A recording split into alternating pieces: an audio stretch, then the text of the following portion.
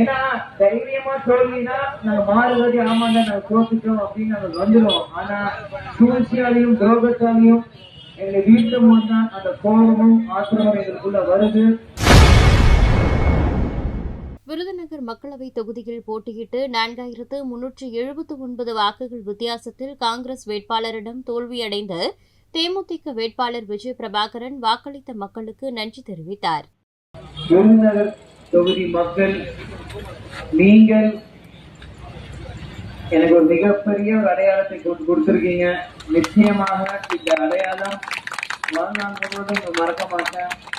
என்னதான் தோல்வி அடைஞ்சாலும் இன்னைக்கு இந்தியாவே திரும்பி பார்த்துருக்கு இந்த விருதுநகர் தொகுதியை தான். ஏன்னா ராத்திரி 12-1 மணி வரைக்கும் ஒரே ஒரு தொகுதி இன்னும் இது வந்துட்டே இருக்கு. என்ன தொகுதினா விருதுநகர் தான். இன்னைக்கு எனக்குமே இந்த தேர்தல் மிகப்பெரிய அனுபவம் தான்.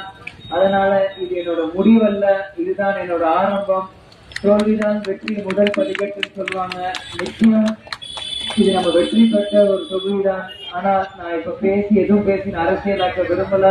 இந்த நன்றி கூட்டம், இந்த பிரச்சாரம் வந்து நான் நன்றி ஒரே நாட்டு வரல நான் நினைக்கல.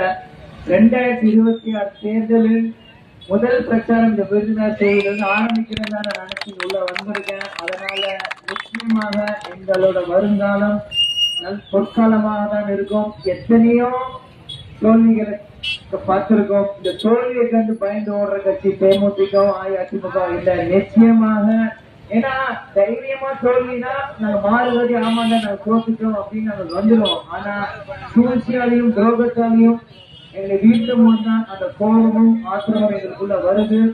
அதனால் எதிர்நீச்சல் போட்டே வளர்ந்த கட்சி தான் இன்னைக்கு தேமுதிக.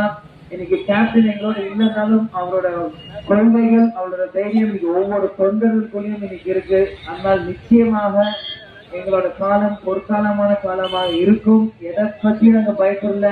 இந்த தோல்வி, இந்த தேர்தல் இன்னும் 10 மடங்கு வேலையை என்னை வேகம் பண்ணிருக்கு. நிச்சயம் இதோட மிகப்பெரிய ஒரு வேகத்தோடையும் துணிவோடையும் தான் இந்த மக்களை வந்து நான் வருங்காலத்துல சந்திப்பேன். நேரத்தில் ஆணைத்தரமாக சொல்லியிருக்கேன். அதனால வாக்களித்த அனைத்து மக்களுக்கும் இந்த நேரத்தில் நன்றியை தெரிவிக்கிறேன்.